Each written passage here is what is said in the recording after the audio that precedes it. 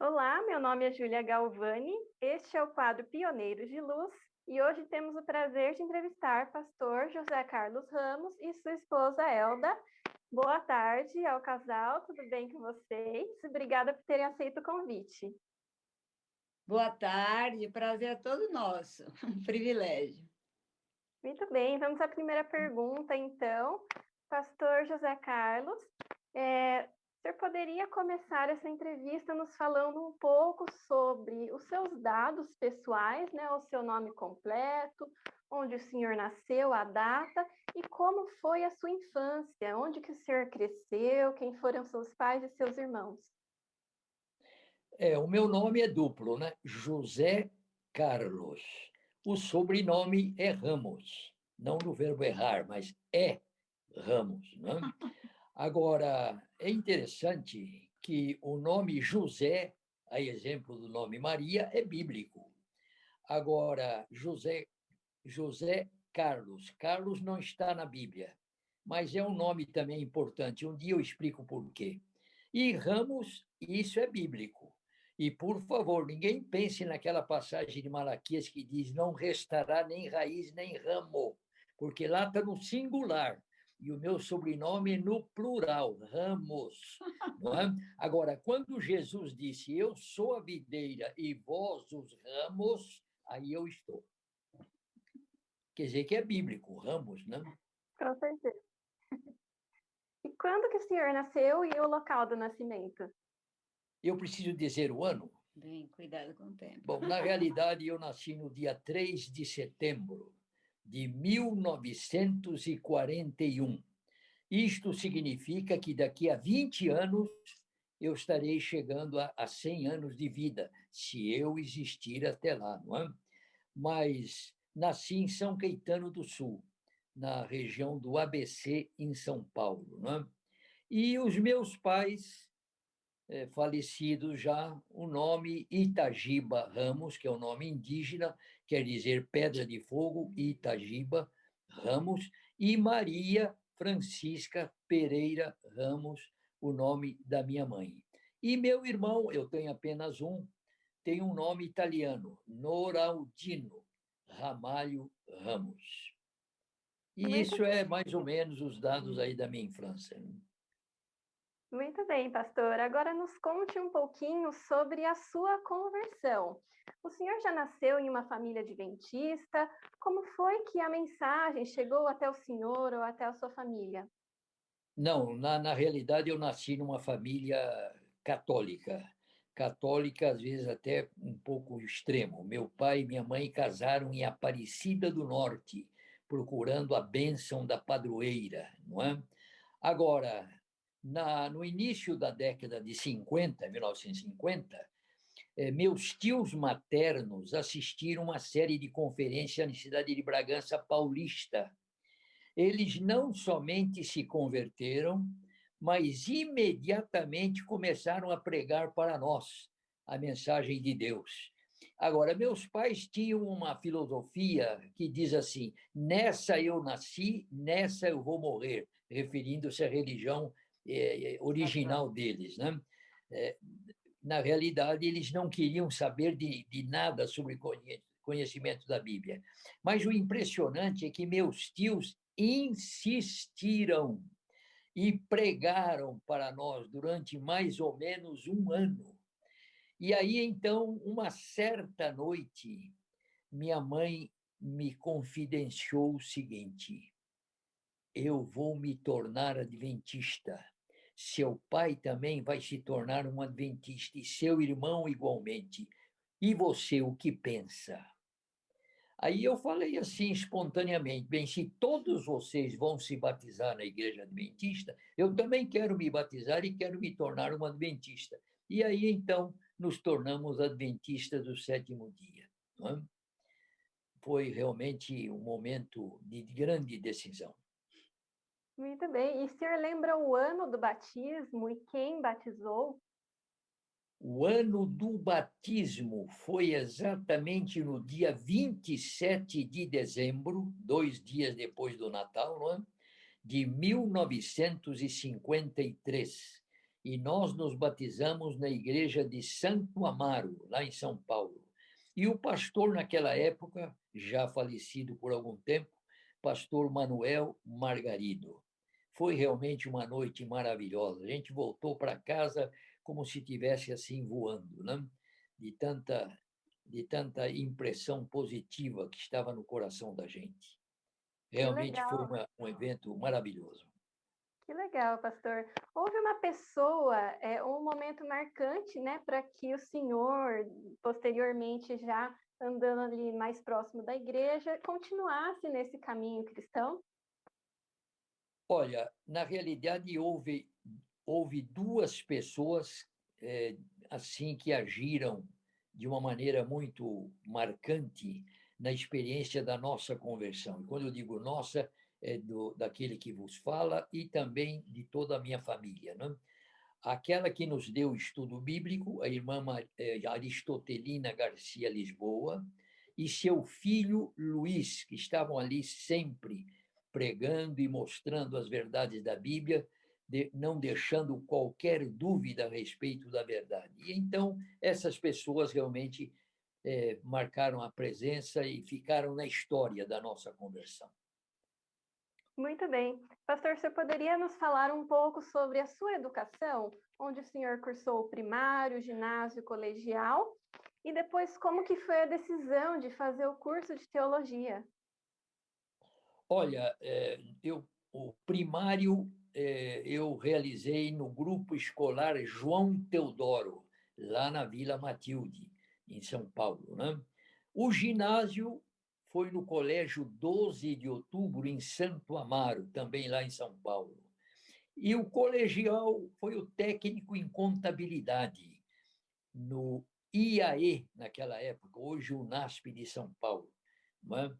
Na realidade, primário, ginásio, colegial foram os anos que passaram rapidamente e a gente quase que nem sentiu. E aí, então, tivemos o privilégio, terminado o segundo grau, de cursar o curso de teologia lá no NASP de São Paulo, não é? E me tornei bacharel em teologia no dia 12 de dezembro de 1965. Era um ano realmente muito assim celebrado, porque era o ano que São Paulo comemorava os seus 50 anos de existência. Era o ano do cinquentenário de São Paulo.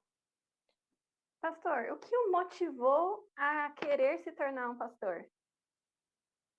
Bem, aí é que foi uma coisa interessante, porque quando eu fazia o ginásio, eu gostei demais de uma determinada matéria, que muita gente não gosta, a chamada matemática. Porque eu tive um professor que realmente não somente soube ensinar a matéria, mas soube cativar a gente para essa matéria. Então, a minha decisão era a seguinte: eu vou me tornar um professor de matemática. Esse é o meu grande ideal, não é? E então eu fui fazendo aí os cursos, etc. E finalmente chegou aí no final do do segundo grau, para alegrar os meus pais, eu decidi fazer teologia. E depois da teologia, eu ia fazer filosofia no curso de matemática. Não é? Agora, na realidade, eu cursava o ginásio querendo ser professor de matemática, mas fiz teologia só para agradar meus pais, né? Porque meus pais, quando eram católicos, eles ansiavam por ter um padre na família. Quando se converteram, agora ansiavam por ter um pastor na família. Então, o meu plano era o seguinte: terminaria o curso de teologia, receberia o diploma de teologia, diploma de pastor, chegaria para eles e diria: vocês queriam um diploma de pastor? Está aqui. Agora eu vou fazer o que eu quero, vou fazer matemática. Esse era o meu sonho, esse era meu sonho. Não é? Esse era meu plano. Não é? E então, na realidade, próximo à conclusão do teológico, a antiga Associação Paulista me mandou um chamado, né?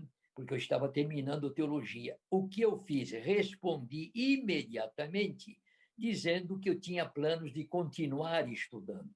E aí o chamado foi cancelado na mesma hora. Agora, como é que eu me tornei pastor?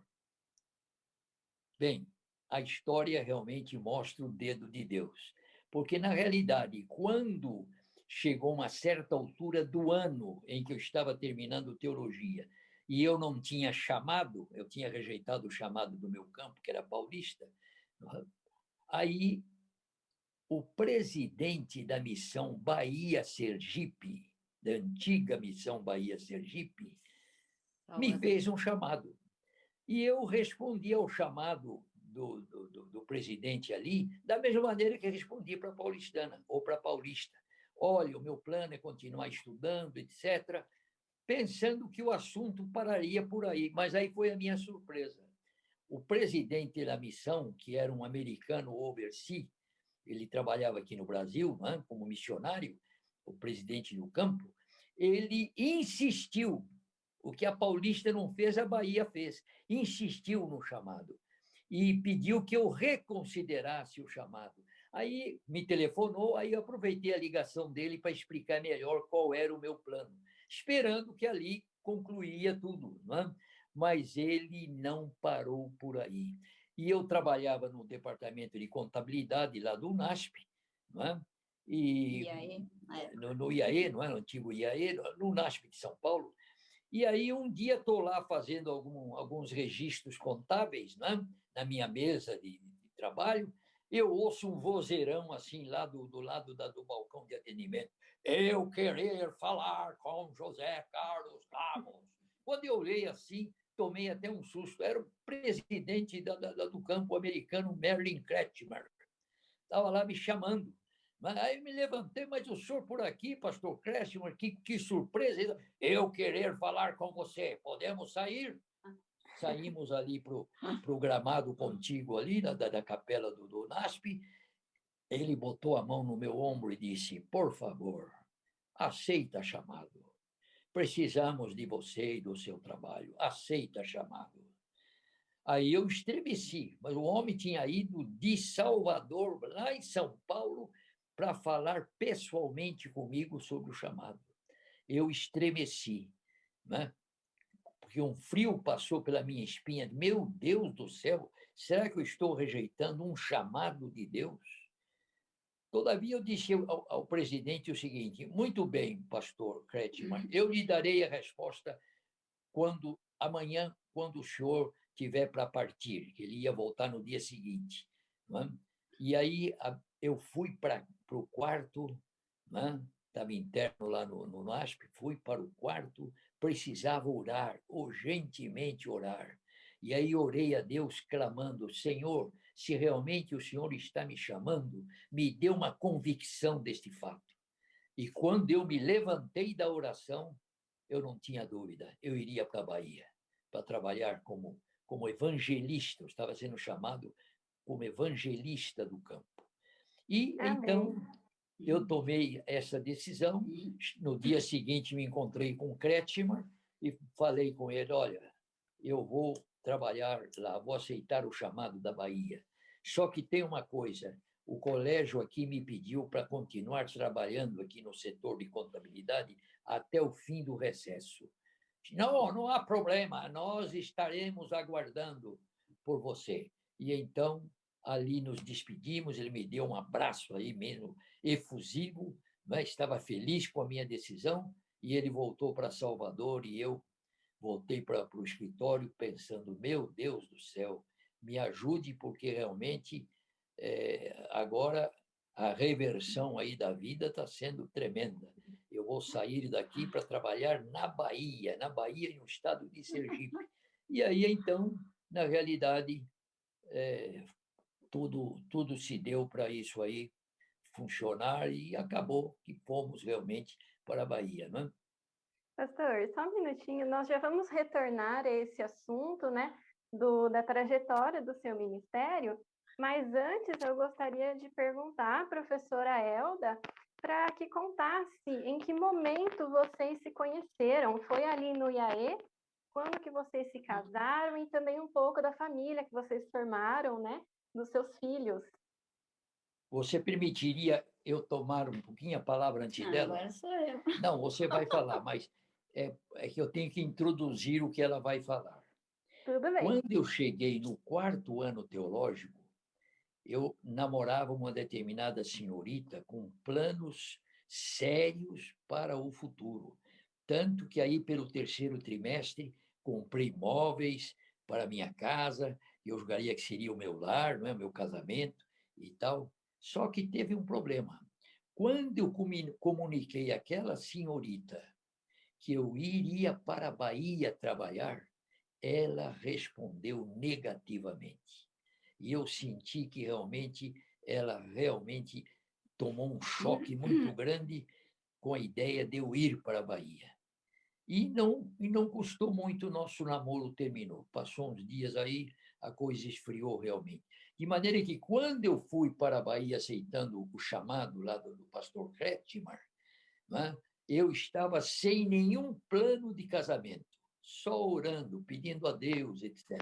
Agora, acontece exatamente uma coisa interessante. Eu havia comportado em algumas férias anteriores lá na Bahia e havia conhecido uma determinada jovem interessada na nossa igreja. Dei um estudo bíblico para ela, no preparo dela para o batismo, e essa jovem, agora eu a procurei, já tinha 1 ano de batizada. Bom, aí agora ela conta. Pensei que ele ia legal. contar tudo. Bom, não me lembro mais bem de suas perguntas, me lembro da primeira. Eu não estudei em colégio interno, né? Eu não era ainda adventista, eu era presbiteriana. Minha irmã mais velha foi a primeira que se tornou adventista, é uma história muito bonita, mas não vai dar agora para falar. Não conhecíamos absolutamente nenhum adventista, nem igreja adventista, nunca ouvimos falar de adventista. Minha irmã foi pelo estudo da Bíblia, que ela conheceu, viu ali o ponto do sábado, que é o que mais diferia da igreja presbiteriana, e ela começou a questionar minha mãe e não aceitou as respostas que minha mãe dava, não. E ela começou a procurar onde tinha uma igreja adventista, se alguém não, nem sabia o nome adventista. Alguém conhece uma igreja que se reúne no sábado? Porque ela viu na Bíblia o sábado. Nunca a gente ouviu falar de adventista. Até que um dia alguém lá informou, eu acho que eu vi alguém saindo de um determinado lugar, um monte de gente, eu acho que ali é uma igreja. Ela não sossegou enquanto não descobriu a igreja, que depois viu que era a Central de Salvador, bem longe de onde a gente morava. Depois, mais tarde, viu que tinha uma igreja bem perto de onde a gente morava, mas só ficou sabendo depois. E daí eu era mais assim, durona, assim, não queria saber, porque eu, na verdade, era quase que a única que continuava com minha mãe na presbiteriana, porque a gente havia mudado de Ilhéus, sul da Bahia, para Salvador. E aí a gente relaxou, ninguém foi procurar a igreja. Aí depois minha mãe começou a frequentar e eu ia com ela, só eu e ela. Era mais, então eu era mais assim, contra, né? Mas não me opunha assim, pessoalmente, ficava para mim. E aí, então, depois, uma noite orando, tem uma hora, né, que o Espírito Santo toca realmente. Uma hora que eu estava orando, a única vez assim que me veio a primeira vez, aquele pensamento, mas e se a minha igreja não estiver certa? Eu não quero igreja, não estou preocupada com a igreja, estou preocupada com a minha salvação, com o meu relacionamento com Cristo. Daí em diante eu passei a prestar mais atenção, ver as pessoas que iam conversar com a minha irmã e tal. Daí demonstrei o desejo de tomar estudos bíblicos, Aí foi uma história. Minha mãe ficou praticamente de mal, como a gente diz, né? Não falava comigo. Eu fazia de conta que não estava entendendo, mas ela ficou muito brava. Aí veio uma confusão, história. Eu era noiva, já estava com casa, todo enxoval pronto para casar. Foi uma reviravolta Uma assim, história tremenda. parecida, né, com a do pastor. É, exatamente. Aí, aí não foi mais dando certo com o noivo, né? Porque ele não aceitava, ele brincava e eu ficava meio sentida. Brincava assim no sentido de denegrir, né? A imagem da igreja. E eu orei muito, sofri muito, emagreci, foi, mas teve assim um período da minha vida que todos os sábados eu jejuava, me trancava no banheiro para orar, que era o único lugar da casa que eu tinha assim, porque a casa era muito cheia de gente e tal. E Deus foi dirigindo, chegou uma hora que eu vi que não dava certo mesmo. Eram 4 anos já de namoro e noivado, né? Foi um período assim muito. Ele era uma pessoa muito boa até então, né? E daí foi quando eu decidi, me batizei. E antes de me batizar, ele esteve no último ano, eu acho que no terceiro ano.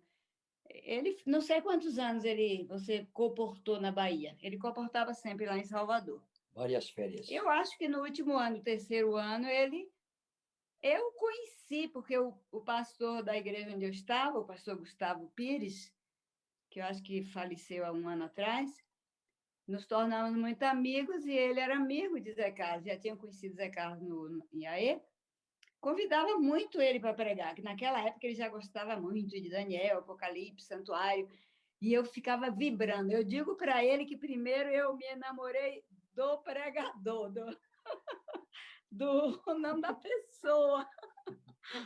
Fiquei Uma encantada com dúvida, aquelas nessa época o senhor pregações. já havia ido para a Bahia, é isso? Não, ele estava, eu acho que no Ah, ok. terceiro ano, desculpe, eu respondi por ele, no terceiro ano de teologia. Acho que era o terceiro ano. Ia nas Ok. férias comportar-la. Aí já me Ah, conheceu ok. e tal. Ele ainda, acho que não namorava com essa menina que você se referiu, né? Ainda não. Comecei a namorar quando terminou. Cheguei no fim do terceiro ano. É. Aí, aí alguma coisa, assim, alguma atração foi assim meio que surgindo, mas eu ainda, apesar de já ter decidido que não ia me casar com aquele noivo, mas não tinha ainda chegado a um final. Por causa da minha mãe, né? Eu fiquei meio segurando e sem saber como fazia. Aí ele voltou e a gente não aconteceu nada assim nesse sentido. Aí foi que ele voltou e começou a namorar com essa menina, né? Que eu acho, não sei, naquele tempo tinha uma coisa assim, tem que casar até terminar a teologia, não sei. Bom, mas na verdade que Deus, né, tinha já, acho que tudo preparado. Não deu certo com a menina naquele tempo, eu acho que é por isso, talvez, que ela esfriou, porque naquela época, quando falava em Nordeste, a ideia na cabeça do povo, eu acho que era só aquelas terras rachadas, aquelas secas terríveis lá do bem sertão, né? Não sei, ela E ficou quando que foi a apavorada. data Não, o do casamento de vocês? casamento foi 25 de maio de 69, 3 anos Ok. depois que estávamos namorando.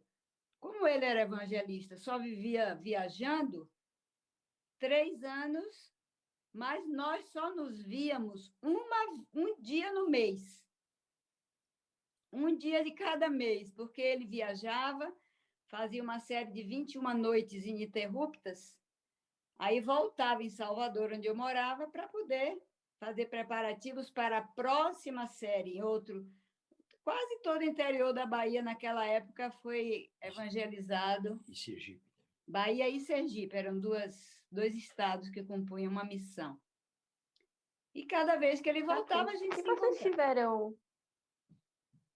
vocês tiveram filhos? Qual o nome deles?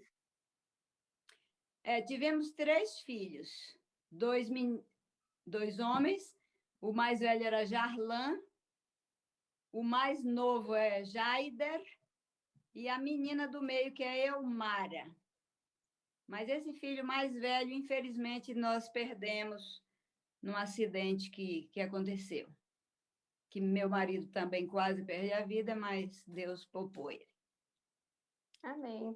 Nós vamos falar em seguida um pouco sobre o histórico, né, de vocês dois, os locais por onde vocês passaram. Mas antes também eu gostaria de perguntar à senhora sobre as atividades que a senhora exerceu ao lado do seu esposo na igreja. Olha, eu acho que eu passei por quase todos os departamentos da igreja, né? Fui secretária-geral da igreja, fui diretora de Docas, coordenadora de AFAM depois, quando ele passou a ser professor de teologia. E trabalhei muito no departamento de criança, como tinha 3 filhos pequenos nessa idade, sempre estava envolvida no departamento infantil. Agora, a história, assim, eu acho, não sei se é a hora agora de falar, vou falar. O que mais marcou, assim, de várias contribuições minhas diretamente, é quando ele foi pastor a segundo distrito dele, que foi Aracaju, em Sergipe. Primeiro foi na Bahia. E aí, naquela época, vou falar rapidamente assim, não existia canal de TV.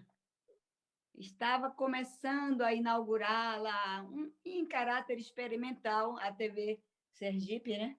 Sergipe. Em caráter experimental. E eles convidaram, não sei se eles convidaram ou os pastores se ofereceram, não sei. Tinha um programa chamado Momentos de Paz, eram uns 10, 15 minutos todos os domingos. E eles convidavam pastores, padres de várias igrejas. E o pastor da igreja adventista, que na época era meu esposo, também ia sempre lá.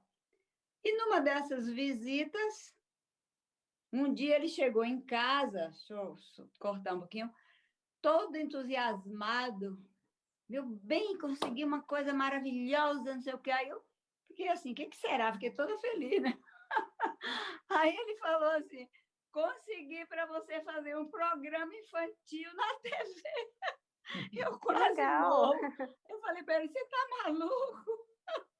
Eu nunca nem tinha visitado um canal de TV, fiquei apavorada, né, para ele, porque ele ofereceu os meus préstimos ao diretor, já que eles estavam procurando como preencher o tempo ali na TV, o espaço, que não era experimental, né? Aí eles ficaram maravilhados, perguntaram quanto que ele pretendia que eu fosse ganhar. Ele disse, não, é pela igreja, é tudo de graça, tal e tal. Aí, menina, eu quase morro, né? Fiquei pensando, meu Deus, o que é que eu vou fazer? E comecei a Deus me dando algumas ideias, bolando os planos, passava aquelas historinhas, não sei se você chegou a conhecer, que é uma coisa mais do nosso tempo, aqueles slides do SEI, do Centro de Educação Integrado, né? SEI, chamava SEI. Centro Educacional. Tinha muitas histórias, algumas bíblicas e outras de cunho moral, assim, muito bonitas, muito boas. Uma das coisas que eu pensei de preencher o tempo, né? Como que era o nome desse programa infantil? O programa, a gente botou na época, Era Uma Vez. Com a titia Elda. Até um dia desse, uma jovem lá de Aracaju, uma jovem senhora, me ligou aqui querendo saber os detalhes, porque ela estava fazendo o mestrado dela de educação nessa área de comunicação. E não sei porque lá ela queria inserir esse... Ela foi lá na TV, eles não tinham assim muito histórico dessa época, mas ela sabia, ela disse, não, começou aqui o programa infantil com a professora Elda e tal e tal. Queria detalhes, mas infelizmente eu também não... Esses slides eu tinha mandado tudo para a África, os estudantes vinham aqui, mandavam tudo, mandei para lá, porque para mim não trabalhava mais com isso. Quantos Mas o que anos eu de quero duração teve esse programa, mais ou menos? Eu acho que mais ou menos um ano, porque no ano seguinte já fomos transferidos para Salvador. Eles, inclusive, queriam me contratar, né? Não sei se ia dar certo ou não, mas eles falaram sobre isso com meu esposo. Mas aí a gente já fomos transferidos novamente para Salvador. Mas o que eu quero destacar desse programa não é a minha participação, é como Deus usou esse programa para ajudar a igreja. A igreja, na Amém. época, tinha tido uns problemas antes da gente chegar, estava assim, uma certa situação com a cidade, talvez não estava assim naquela melhor época. E esse programa ajudou muito. Então, eu lancei campanha de Natal, campanha da recolta, tudo pela TV, visitei os comerciantes para dar brindes, inventei de sortear. Menina, era tanta carta, eu não pensei, nunca imaginei, né? Não tinha aquela coisa assim, tudo simples. Nunca imaginei a repercussão, principalmente no interior todo de Sergipe. Aí a Amém. Amém. criançada mandava carta. E eu tive a ideia, Deus, né? Claro, me deu a ideia de sortear tudo para fazer alguma dinâmica ali no programa. Alguns mandavam desenhos e comecei a ter a ideia de sortear aqueles desenhos e dar um brinde a essas crianças. E elas iam lá receber. Aí foi muito bom. Foi uma bênção. Amém. Que Deus seja louvado, professora Eu Elda. não tive nenhuma intenção, nem sabia o que era isso, mas Deus me usou. Amém. Mas Pode o falar. interessante, o interessante é que, quando ela apresentou o primeiro e o segundo programa, o diretor de produção me chamou e disse: Olha, lamento, mas nós não temos orçamento para pagar o salário da apresentadora. Aí eu disse: E quem falou em salário? A única coisa que eu quero que vocês façam é a seguinte: introduzam o programa dizendo, agora, sob o patrocínio da Igreja Adventista do Sétimo Dia de Aracaju, Titia Elda, com o programa Era uma Vez. Ele só introduziu o programa dessa maneira, a meu pedido. Olha, você não faz ideia, a recolta aquele ano foi uma maravilha, porque onde os irmãos chegavam, as portas se abriam. Ah, vocês são do programa Era uma Vez, que maravilha e tal. Foi uma benção. Foi uma bênção. Amém. Que Deus seja louvado. Pastor Amém. José Carlos, eu gostaria que o senhor fizesse um breve resumo dos anos e dos locais em sequência, né? Por onde vocês trabalharam até a aposentadoria. Por onde nós trabalhamos? Uhum. Isso, em Bom, ordem cronológica. a gente começou como já disse, evangelista, e depois, em seguida, fomos chamados como distrital, na antiga Missão Bahia Sergipe. 3 anos de evangelista. Em 1974, aí, a antiga Associação Rio Minas me chamou para ser comunicação e evangelismo lá. Não é? Era o campo que incluía o Rio de Janeiro e também o sul de Minas. E eu fui. Quer dizer, nós fomos. Né? Em seguida, departamental nas mesmas áreas na antiga União Este Brasileira. Né? E já Em passamos Niterói. lá em Niterói para o nível de união. Né? Depois, professor de teologia no antigo ENA, lá em Pernambuco, não é? De 1978 a 1981. Em seguida, doutorado em teologia pastoral na Andrews University. A obra me mandou para os Estados Unidos para fazer o doutorado. Não é? E eu fui, não pensei duas vezes, né? De 1981 a 1984. Retornamos, então, para o ENA para prosseguir ensinando teologia, de 1984 a 1986. Então, professor de teologia no IAN, na Bahia, também chamado FADBA, Faculdade Adventista da Bahia. Agora, né? Né? Agora, atualmente, de 1986 a 1992. E eu fui diretor do SALT lá em 1992.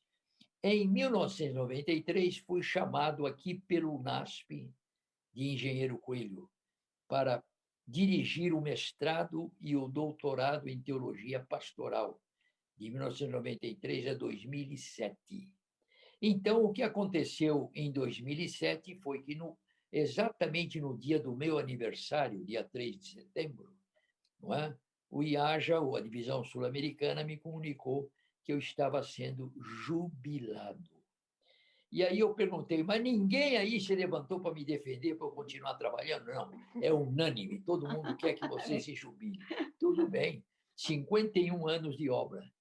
Desculpe-me, 41. 41 anos de obra. e aí fomos jubilados exatamente no ano de 2007. Isso aí é rapidamente... Mas depois de aquilo que- jubilado, ele continuou ainda mais 1 ano e meio. atuando agora como jubilado, mas ainda trabalhando. É, Na mesma função, o senhor Sim. ocupou como jubilado? sim, Ok, Como? na mesma função. Sim. Diretor e professor do SALT. Diretor de muito pós. bem. E, pastor, agora uma pergunta especial, né? Ao longo de mais de 40 anos na obra adventista, qual que o senhor considera que foi o seu legado? Houve um momento, ações pioneiras que o senhor gostaria de destacar ou relevantes? Qual que o senhor considera que foi o seu legado? O meu legado para a obra, vamos dizer, para o ministério, não é? Eu quero dizer que, na realidade, Deus me deu o privilégio de ser pioneiro em alguns locais de trabalho, porque, como evangelista, às vezes eu era enviado a locais onde ainda havia só um grupinho de pessoas, ou então nem igreja havia, e a gente trabalhava ali, e no final do evangelismo ficava uma congregação estabelecida. Realmente era uma coisa muito, muito bonita, muito feliz, que deixava a gente. E então fizemos esse trabalho, não é? Trabalho de pioneirismo. Eu cito aqui, tem a cidade de Jequié, por exemplo, a cidade de Jequié, que fica, se não me engano, no sudeste baiano, na cidade de Jequié, quase que uma congregação batista inteira se tornou adventista. Um pouco antes de começar o evangelismo, o pastor distrital nosso lá começou a preparar no terreno nosso um campo de vôlei. Aí os membros da igreja diziam, mas quem é que vai jogar vôlei nesse campo aí, pastor? Nós nem sabemos mexer numa bola aqui. Era um grupinho assim de pessoas de terceira idade e tal, não é? Aí ele dizia, não se preocupe que vai ter pessoas para jogar aqui. E realmente, quando ele terminou o campo de vôlei, a igreja, a segunda igreja batista de Jequié, estava em peso lá, principalmente a juventude, aos domingos à tarde, jogando vôlei lá. Quando nós começamos as conferências, claro que todo mundo que jogava vôlei lá veio assistir às conferências. O coral da igreja jogava vôlei, foi o coral daquela igreja que veio abrilhantar os nossos programas, porque não tinha ninguém para cantar lá. Nosso grupinho era um grupinho de terceira idade e alguns membros da igreja, né? E então, impressionante, ao final da conferência, centenas de pessoas se batizaram. Entre elas, o coral, o regente do coral, o diretor do coral, o presbítero local, o líder local da igreja lá, se tornou nosso primeiro ancião. Coisas maravilhosas aconteceram. Amém. É como eu dizia para os teologandos, cada vez que eu tinha oportunidade, vocês querem ver milagres acontecer? Façam evangelismo, porque realmente milagres acontecem. Amém. Que Deus seja louvado, pastor. Deus seja Agora, louvado. vocês teriam uma história, se fosse escolher uma história, né? Uma história marcante, em que vocês viram a mão de Deus na vida de vocês, no trabalho? Olha, história marcante teve várias, principalmente quando fazia evangelismo em lugar pioneiro, né? Mas eu mencionaria uma história que realmente foi separada à parte, a conversão da minha sogra, ou seja, da mãe dela. Ela não era dentista quando nos casamos. Presbiteriana. E na noite que eu fui pedir a mão dela em casamento, ou seja, tê-la como minha noiva, né, pedir permissão ao pai e à mãe para me casar com ela, ela deu a permissão, inclusive orou para que tudo fosse uma bênção. Na saída, ela falou assim, tudo bem, você vai casar com nossa filha, tem a nossa aprovação e tem a nossa bênção, mas você vai me prometer uma coisa, tem que prometer. O que é que o senhor quer que eu prometa? Que você nunca vai pregar para mim, porque eu já conheço o evangelho, não quero saber de pregação adventista. Você promete? Aí eu falei, eu não podia perder a mão dela, né? Eu falei, prometo, sim. E eu, quando ia para casa, para casa não, para a pensão onde eu morava, né? Naquela época, eu ia comigo assim, pensando com os meus botões. E vou ter que orar pela conversão da minha sogra, porque eu não vou poder nem falar do evangelho com ela, não é? Impressionante. Alguns anos depois, né, que nós casamos, recebi um chamado da Associação Rio Minas, ou seja, nós iríamos sair de Salvador para o Rio de Janeiro. E aí, já próximo da mudança, né, a minha esposinha deu uma ideia que eu acho que foi Deus, Espírito Santo, né? com certeza. Vamos fazer uma visita para a mamãe, para nos despedirmos dela, que a gente está indo embora para o Rio, Aí e você vai dar um estudo bíblico para ela sobre Daniel 7. Daniel 7 é a profecia que fala: cuidará em mudar os tempos e a lei. Não é? Até hoje não sei porquê, mas só pode ter o Espírito Aí eu Santo. disse para minha esposa: olha, meu bem, eu prometi à sua mãe que eu não iria pregar para ela. Não, mas a gente oferece o estudo. Se ela disser que não quer, termina aí mesmo. Aí nós fomos. E lá, na despedida, a gente ofereceu o estudo. Ela perguntou: é só um estudo? É só um. Tá bom, se é só um, eu aceito. Então, falei assim: pegue a sua Bíblia. Aí ela pegou a Bíblia, e eu estava com a minha Bíblia também, levei também alguns documentos, principalmente da Igreja Católica, muito interessantes sobre o assunto, né? E quando chegou naquele ponto, cuidará em mudar os tempos e a lei, aí eu perguntei: a senhora está vendo aqui, dona Lindaura, o nome dela era Lindaura, quem é que mudou a lei de Deus do sábado para o domingo? Não foi Jesus, não foi nenhum apóstolo, nenhum profeta, foi a Igreja Romana. É aqui está na profecia, não é? E então, quando eu disse isto, eu levei também para o Apocalipse, capítulo 13 e tal, ali, sobre a besta e tal, não é? E eu disse: olha, dona Lindaura, com todo o respeito, mas a sua igreja um dia vai se unir à Igreja Católica para perseguir os que guardam os mandamentos de Deus. Está aqui no Apocalipse. Aí ela abaixou a cabeça, ficou pensando, e aí quando ela olhou para mim e disse: e quando é que você veio me batizar? Falei: o quê? A Olha senhora só. quer se batizar? Quero. Por que a sua decisão? Aí ela contou que na semana anterior, o pastor da igreja dela tinha ido numa reunião ecumênica e tinha lá na plataforma se assentado ao lado de um padre. E aquilo escandalizou a ela. Então, quando ela estudou esse tema lá conosco, ela viu que a coisa realmente era séria e aí queria se batizar. Então, eu disse: bom, tem mais alguns estudos que a senhora teria que conhecer, não é? A sua outra filha vai lhe dar esses estudos, que a irmã dela era praticamente uma obreira bíblica, não é? A Neuza, minha cunhada. E aí nós vamos para o Rio, e quando a senhora estiver preparada, ela me telefone e eu venho aqui lhe batizar. E realmente, uns 3 meses depois da gente estar morando no Rio de Janeiro, recebo um telefonema da Neuza, minha cunhada: venha batizar mamãe, que ela já está pronta e preparada. E aí a gente foi. E não só ela, mas... Não, ela não falou, né? Ela fez surpresa. Não, foi surpresa. Quando a gente chegou lá para batizá-la, né, tinha ela, quem mais? Tinham 10 Tinha pessoas. 10 pessoas da família. Olha só. Minha avó, que já tinha mais de 90 anos, presbiteriana desde criança. Meu pai, que minha mãe era durona, mas meu pai eu achava também difícil, porque qualquer um que chegasse em casa e falasse para ele, ele dizia: tá certo, tá certo. Então, todo mundo estava certo para ele. Meu pai acho que é difícil. Tinham 10 entre parentes, tinha uma vizinha da minha mãe e uma filha de criação da minha mãe. Os outros parentes, 10 pessoas. Olha, Então, realmente uma bênção, né? uma benção. Realmente a mão de Deus esteve presente. Amém. Com certeza. Agora eu gostaria de perguntar ao casal sobre o cuidado com a saúde.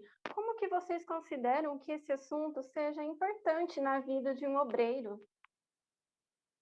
Olha, o assunto da saúde é um dos mais importantes que nós podemos compreender.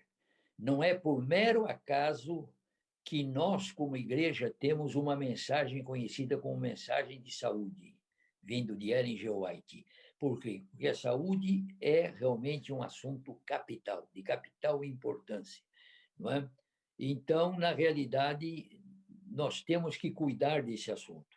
E os pastores, os futuros pastores, precisam conhecer a mensagem de saúde e precisam pregar sobre a mensagem de saúde, porque realmente a saúde é um dos dons mais preciosos que nós recebemos de Deus. E um pastor com saúde, eu pergunto, pode fazer muito mais ou não pode? Pode fazer muito mais do que quem não tem saúde. Não é? Inclusive, a organização se preocupa tanto que dá um auxílio para tratamento de saúde. Quer dizer, o assunto, portanto, é de capital importância. E eu tenho aqui um trecho de Ellen G. White, onde ela diz o seguinte, veja bem, a saúde afeta grandemente a capacidade de uma pessoa.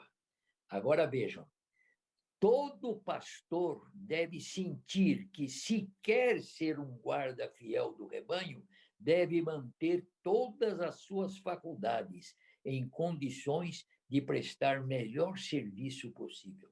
Então, a saúde é de importância capital e temos que dar atenção a este assunto, muita atenção.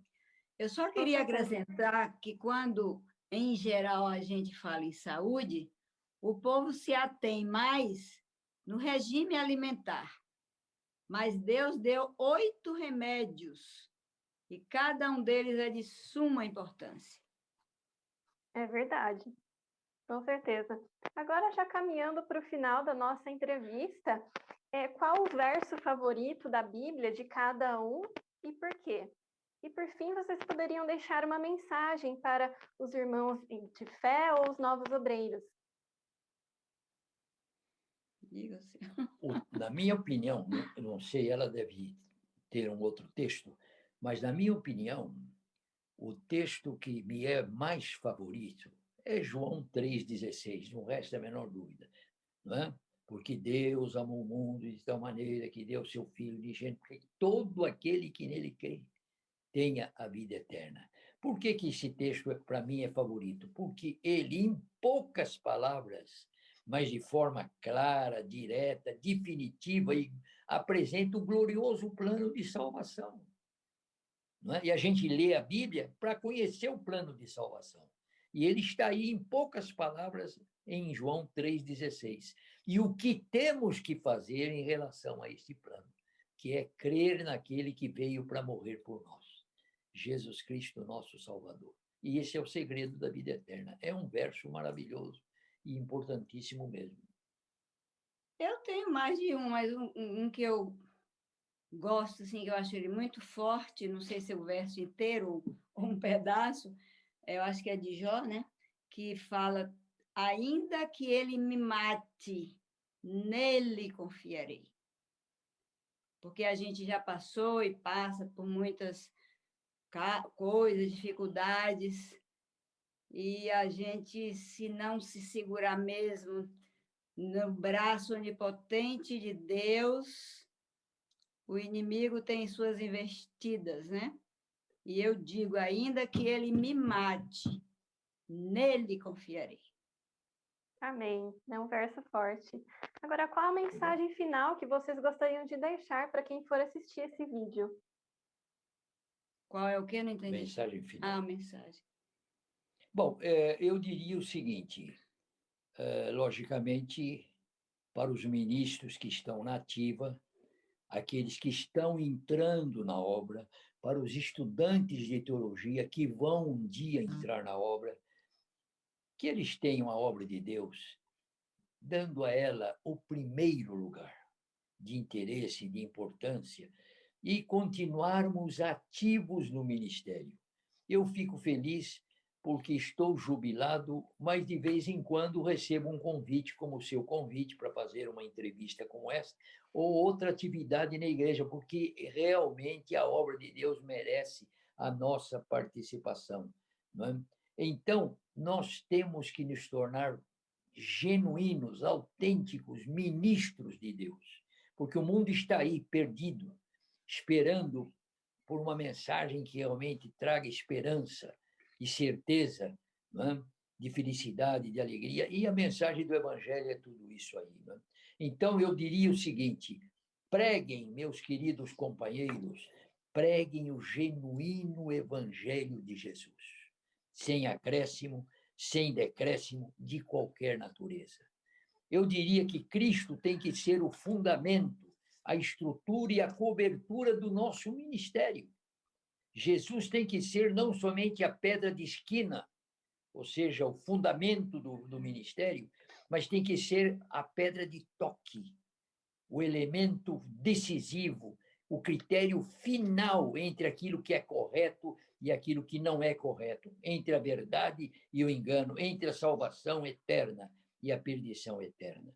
Então, vamos cumprir com o ministério que Deus nos dá. Este é um privilégio recebermos das mãos de Deus, um privilégio de ministério, né? Mas vamos cumprir o ministério no poder de Deus, porque só o poder de Deus poderá levar o verdadeiro êxito no ministério. E que Deus, então, nos abençoe a todos para que sejamos fiéis e cumpramos com a nossa missão até o fim.